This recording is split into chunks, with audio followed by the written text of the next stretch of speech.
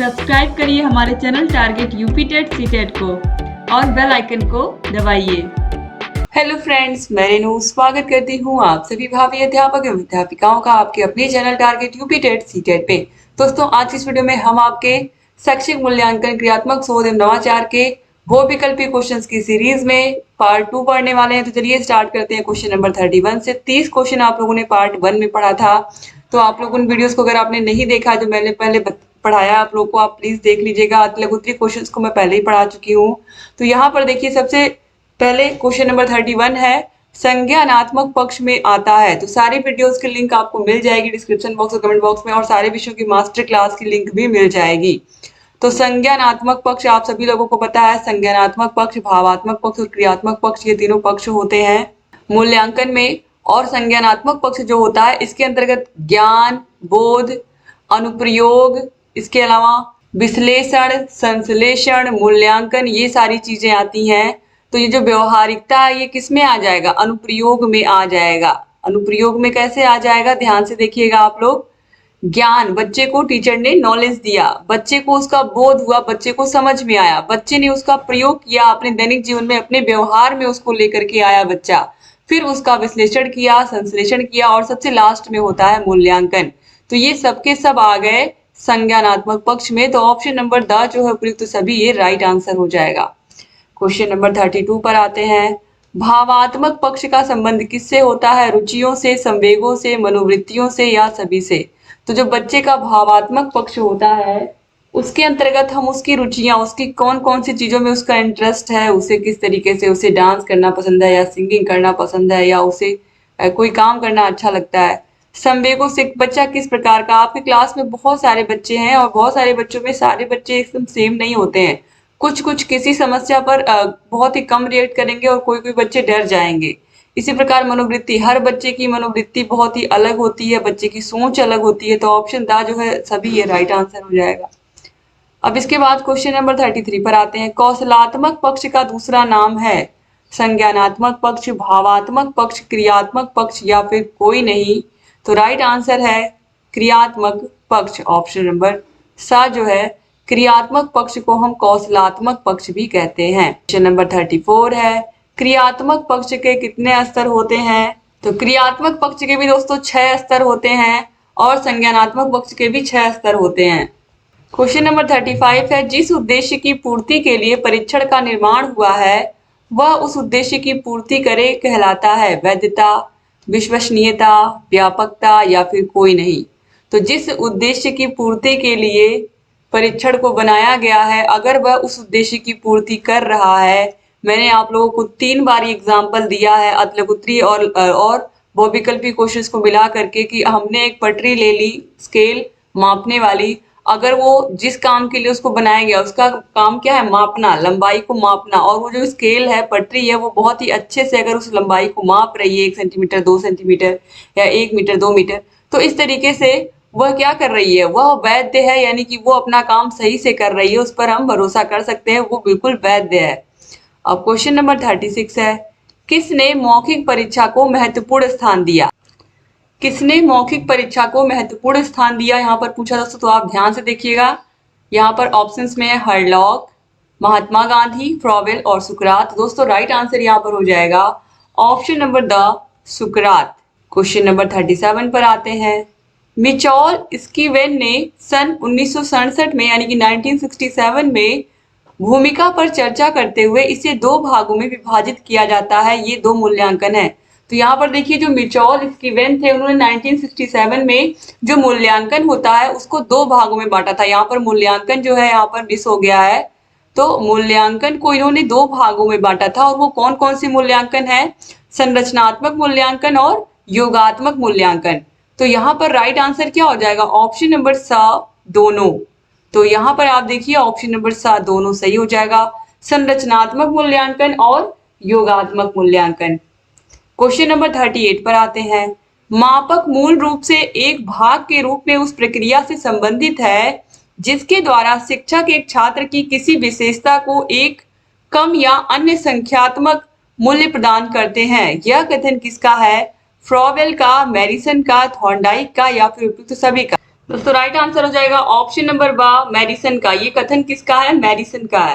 Question number 39 है, मूल्यांकन प्रक्रिया के सोपान हैं शिक्षण उद्देश्य, सीखने से उत्पन्न अनुभव, व्यवहार परिवर्तन या फिर ये सभी। तो दोस्तों मूल्यांकन प्रक्रिया के सोपानों में शिक्षण उद्देश्य, सीखने से उत्पन्न अनुभव, व्यवहार परिवर्तन ये तीनों ही आते हैं।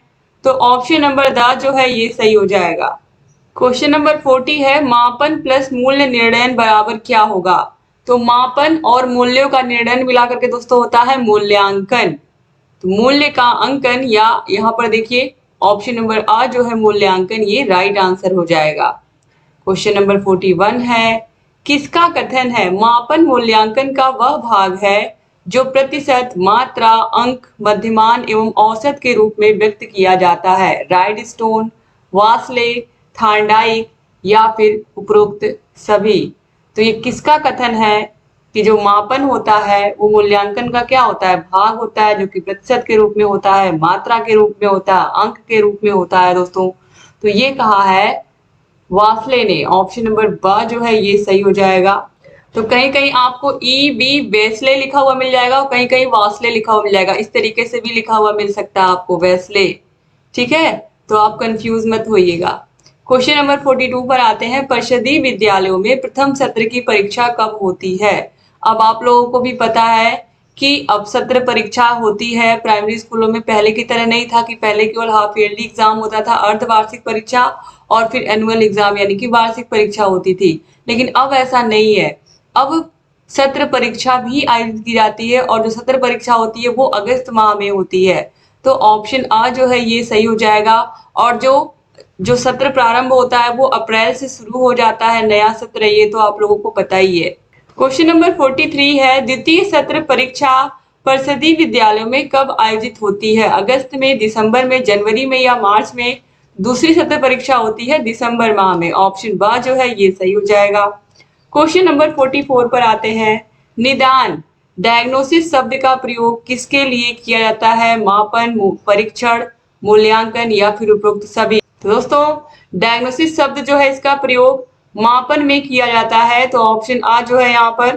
तो निदान शब्द का जो प्रयोग है इसको हम मापन में भी प्रयोग करते हैं, परीक्षण में भी प्रयोग करते हैं और मूल्यांकन में भी प्रयोग करते हैं निदान का। क्योंकि निदान जो है बच्चा, कोई भी बच्चा इस विषय में कमजोर है, उसको क्या समस्या है इसका हम पता लगाते हैं और इस तरीके से हम मापन भी कर पाते हैं, परीक्षण भी कर पाते हैं और मूल्यांकन भी कर पाते हैं। क्योंकि नैदानिक परीक्षण भी होता है बच्चों का। तो इस तरीके से यहाँ पर ऑप्शन नंबर द जो है उपरोक्त सभी ये राइट आंसर हो जाएगा।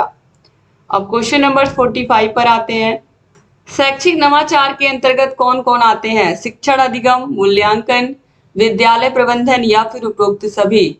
तो शैक्षिक नवाचार के अंतर्गत कौन कौन आते हैं? तो शिक्षा के क्षेत्र में जब हम नवाचार करते हैं तो शिक्षण अधिगम बच्चों के सीखने में भी सुधार करते हैं, मूल्यांकन की प्रक्रिया में भी सुधार करते हैं और विद्यालय का प्रबंधन भी नए तरीके से करते हैं। ये तीनों चीजें करते हैं और ये सब शैक्षिक नवाचार में आते हैं। तो ऑप्शन द उपरोक्त सभी ये राइट आंसर हो जाएगा। अब क्वेश्चन नंबर 46 पर आते हैं, मूल्यांकन के उद्देश्य हैं छात्रों की समस्या का ज्ञान होना, समस्याओं का निराकरण करना, शिक्षक द्वारा शिक्षण कार्य में सुधार या फिर उपरोक्त सभी। तो मूल्यांकन के ये सभी उद्देश्य हैं, बच्चों की समस्याओं का भी समाधान करना, उनकी समस्याओं का ज्ञान होना हमें कि किस बच्चे को क्या प्रॉब्लम है और उनकी समस्याओं को दूर करना और इस तरीके से शिक्षा में नए नए सुधार कार्य भी करना। तो यहाँ पर ऑप्शन नंबर द जो है सही हो जाएगा। यानी कि शिक्षक भी अपने जो उनकी पढ़ाई, जो वो पढ़ाते हैं, जो उनका तरीका है शिक्षण कार्य में भी धीरे धीरे अपने वो और अच्छा सुधार करें ताकि बच्चों को और अच्छे से समझ में आए। क्वेश्चन नंबर 47 पर आते हैं, मूल्यांकन की विशेषताएं हैं। मूल्यांकन सतत चलने वाली प्रक्रिया है, ये गुणों का मापन करती है, शिक्षण प्रक्रिया इससे गतिशील बनती है। तो ये सारी बातें बिल्कुल सही है। तो ऑप्शन द जो उपरोक्त सभी ये राइट आंसर हो जाएगा। क्वेश्चन नंबर 48 है, बच्चों के सर्वांगीण विकास को शिक्षाविदों ने 3H संकेत दिए हैं। इसमें H का मतलब क्या होता है? Head, hurt, hand, he, him, had, his, her, help या उपरोक्त सभी। तो हेड, हैंड और हर्ट ये होता है। तो ऑप्शन आ जो है ये सही हो जाएगा, यही है 3H, याद रखिएगा। यानी कि सिर, दिल और हाथ। अब आगे बढ़ते हैं क्वेश्चन नंबर 49 पर। ब्लूम के अनुसार शैक्षिक उद्देश्य का क्रम है। ब्लूम के अनुसार शैक्षिक उद्देश्य का क्रम है ज्ञान, फिर ज्ञान का बोध, फिर अनुप्रयोग, कौशल या उपरोक्त सभी। तो यहाँ पर आप ध्यान से देखिएगा, ब्लूम के अनुसार शैक्षिक उद्देश्य जो होते हैं ये सभी चीजों में आता है, क्योंकि ज्ञान, ज्ञान का बोध, उसका अनुप्रयोग, कौशल सीखना। तो यहाँ पर ऑप्शन द जो है उपरोक्त सभी, ये राइट आंसर हो जाएगा। क्वेश्चन नंबर 50 है, किसका कथन है प्रत्येक वस्तु जो जरा भी सत्ता रखती है किसी न किसी परिणाम में सत्ता रखती है मापने योग्य है। मैडिसन ने, थॉर्नडाइक ने, गुडविन ने या क्लास मेयर ने। यह कथन किसका है दोस्तों? तो दोस्तों यह कथन कहा है थॉर्नडाइक ने। तो ऑप्शन नंबर ब जो है ये सही हो जाएगा और ये बहुत ही इंपॉर्टेंट क्वेश्चन है, याद रखिएगा। क्वेश्चन नंबर 51 है, जब कोई व्यक्ति परंपरागत तौर तरीके से हटकर नए ढंग से कार्य करता है तो वह क्या कहलाता है? और मुझे अच्छे से पता है इसका आंसर, आप लोगों को पता है। जब कोई व्यक्ति परंपरागत रूढ़िगत तरीकों को छोड़ करके नए तरीके से बच्चों को पढ़ाता है, किसी भी काम को नए ढंग से बच्चों को करके दिखाता है, तो वो होता है नवाचार। ऑप्शन ब सही हो जाएगा। क्वेश्चन नंबर 52 है, नवाचार एक ऐसा विचार है जिसकी प्रतीत व्यक्ति नवीन विचार के रूप में करे। यह कथन किसका है? E.M. रोजर्स का, वॉर्नेट का, जॉन ड्यूबी का या गांधी जी का। तो ये कथन किसका दोस्तों यहाँ पर पूछ रहा, तो ये कथन दोस्तों है E.M. रोजर्स का। तो ऑप्शन आ जो है E.M. रोजर्स, ये राइट आंसर हो जाएगा। अब क्वेश्चन नंबर 53 पर आते हैं। क्वेश्चन नंबर 53 है, नवाचार एक ऐसा विचार है, व्यवहार है अथवा वस्तु है जो नवीन है और वर्तमान स्वरूप से गुणात्मक दृष्टि से भिन्न है। यह कथन किसका है? E.M. रोजर्स का, वॉर्नेट का, जॉन ड्यूबी का या गांधी जी का। तो दोस्तों ये कथन है वॉर्नेट का, याद रखिएगा, बहुत इंपॉर्टेंट है। क्वेश्चन नंबर 54 पर आते हैं। शैक्षिक नवाचार की आवश्यकताओं को व्यक्त किया जा सकता है शिक्षा में गुणात्मक सुधार। तो जो शैक्षिक नवाचार है यह शिक्षा में गुणात्मक सुधार करता है और वैज्ञानिक एवं तकनीकी का ज्ञान का प्रसार भी करता है, क्योंकि इसमें टीचर जो है वो वैज्ञानिक तरीके से, वैज्ञानिक ढंग से या तकनीकी का प्रयोग करके बच्चों के अंदर ज्ञान का प्रसार करते हैं। और मानवीय संसाधन का बहुत ही अच्छे से विकास भी होता है इसमें, क्योंकि शिक्षक या छात्र क्या, ये सब मानवीय संसाधन ही तो होते हैं, आप लोगों ने पढ़ा भी है। तो शिक्षक और छात्र किस में आते हैं? मानवीय संसाधन में आते हैं। और जो स्कूल की बिल्डिंग है, जो स्कूल के फर्नीचर है, ये सब किस में आते हैं? ये सब आते हैं भौतिक संसाधन में। तो यहाँ पर देखिए ऑप्शन नंबर द जो है उपरोक्त सभी, ये क्या हो जाएगा? राइट आंसर हो जाएगा। क्वेश्चन नंबर 55 है, मौखिक परीक्षा किसने प्रारंभ की थी? सुकरात ने, ग्लेडाइट्स ने, फ्रॉबेल ने या गांधी जी ने? दोस्तों मौखिक परीक्षा शुरू की थी ग्लेडाइट्स ने। ये बहुत इंपॉर्टेंट क्वेश्चन है, इसको जरूर याद रखिएगा। क्वेश्चन नंबर 56 है, बचाव निदान का उच्चतम स्तर है। यह कथन किसका है? नन का, क्रॉनबैक का, मरे का या रॉस का? तो बचाव निदान का उच्चतम स्तर है, यह कथन है रॉस का। ऑप्शन द जो है सही हो जाएगा। 2016 में ये पूछा हुआ प्रश्न है। क्वेश्चन नंबर 57 पर आते हैं। शैक्षिक क्षेत्र में क्रियात्मक अनुसंधान का प्रयोग किसने किया था? स्टीफन एम कोरे ने, स्किनर ने, रायबर्न ने या वुडरो ने? तो शिक्षा के क्षेत्र में क्रियात्मक अनुसंधान का प्रयोग किया था स्टीफन एम कोरे ने। ऑप्शन आ जो है ये सही हो जाएगा। क्वेश्चन नंबर 58 है, कार्य क्षेत्र से संबंधित समस्या के कारणों को जानने व समस्या हेतु किया जाने वाला शोध कहलाता है। तो हमारे कार्य क्षेत्र में, हमारी संस्था में जब भी कोई प्रॉब्लम आती है और उस प्रॉब्लम का सोल्यूशन जब हम खुद ढूंढते हैं तो उसे हम कहते हैं क्रियात्मक शोध। तो ऑप्शन नंबर ब जो है सही हो जाएगा। क्वेश्चन नंबर 59 पर आते हैं। शैक्षिक उद्देश्यों के अनुसार प्रश्नों के कितने पक्ष होते हैं? तो शैक्षिक उद्देश्यों के अनुसार प्रश्नों के 4 पक्ष होते हैं। और प्रश्नों के कितने प्रकार होते हैं? याद रखिएगा 4 प्रकार, बहुविकल्पी प्रश्न, अति लघु उत्तरीय प्रश्न, लघु उत्तरीय प्रश्न और दीर्घ उत्तरीय प्रश्न। तो इस तरीके से भी याद रखिएगा। क्वेश्चन नंबर 60 है, छात्रों के प्रारंभिक ज्ञान का मूल्यांकन किसमें होता है? आंकलित मूल्यांकन में, रचनात्मक मूल्यांकन में, मौखिक मूल्यांकन में या दक्षता मूल्यांकन में? तो छात्रों के प्रारंभिक ज्ञान का मूल्यांकन हम करते हैं रचनात्मक मूल्यांकन में। ये मैंने आप लोगों को पढ़ाया भी है अति लघु उत्तरीय क्वेश्चंस में भी। रचनात्मक मूल्यांकन में हम बच्चे के प्रारंभिक ज्ञान को जान करके उसके बाद उसी के अनुरूप बच्चे का पाठ्यक्रम तैयार करते हैं अगली कक्षा के लिए, कि बच्चे का प्रारंभिक ज्ञान कितना है। आगे बढ़ते हैं क्वेश्चन नंबर 61 पर। क्वेश्चन नंबर 61 है, मूल्यांकन एक निरंतर चलने वाली प्रक्रिया है। यह कथन किसका है? कोठारी आयोग का, यूजीसी का, एनसीईआरटी का या मुदारियर कमीशन का? तो दोस्तों ये कथन है एनसीईआरटी का, राष्ट्रीय शैक्षिक अनुसंधान एवं प्रशिक्षण परिषद। क्वेश्चन नंबर 62 है, निम्नलिखित में से किसका संबंध मूल्यांकन के संज्ञानात्मक पक्ष से होता है? मूल्यों का, आदतों का, समझ का या आदर्शों का? तो किसका संबंध संज्ञानात्मक पक्ष से होता है? तो दोस्तों यहाँ पर राइट आंसर हो जाएगा ऑप्शन नंबर समझ का। समझ का मतलब बोध होता है, तो ज्ञान, बोध, अनुप्रयोग, विश्लेषण, संश्लेषण और मूल्यांकन, ये सब आते हैं मूल्यांकन के संज्ञानात्मक पक्ष के अंतर्गत। तो समझ यानी कि बोध किसके अंतर्गत आ गया? मूल्यांकन के संज्ञानात्मक पक्ष के अंतर्गत।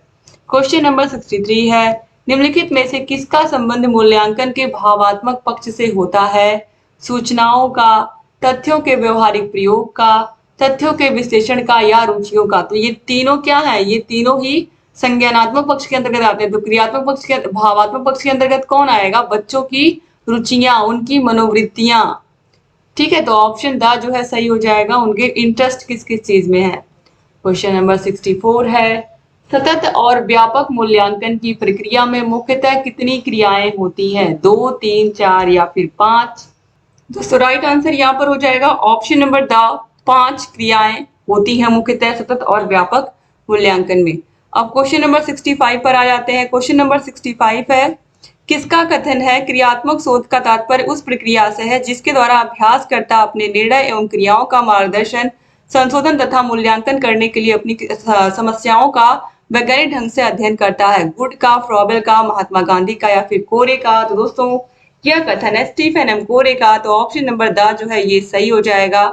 और यहाँ पर आप लोगों ने टोटल क्वेश्चंस कर लिए 65, और जितने क्वेश्चन बचे हैं उसको पार्ट 3 में हम कंप्लीट कर देंगे सारे के सारे क्लासेस को। दोस्तों वीडियो पूरा अगर आपने देखा तो प्लीज चैनल को जरूर सब्सक्राइब कर लीजिए और वीडियो को शेयर भी कर दीजिए। डिस्क्रिप्शन बॉक्स में सारे विषयों के मास्टर क्लास की लिंक भी मिल जाएगी, सारे विषयों की वीडियोस की लिंक आपको मिल जाएगी। और अगर कोई समस्या आ रही है, हमारे ऐप को डाउनलोड करना चाह रहे हैं, सारे नोट्स को प्राप्त करना चाह रहे हैं रिटर्न, तो इसके लिए आप यहाँ पर हमारे कॉन्टेक्ट नंबर पर कॉन्टेक्ट कर सकते हैं।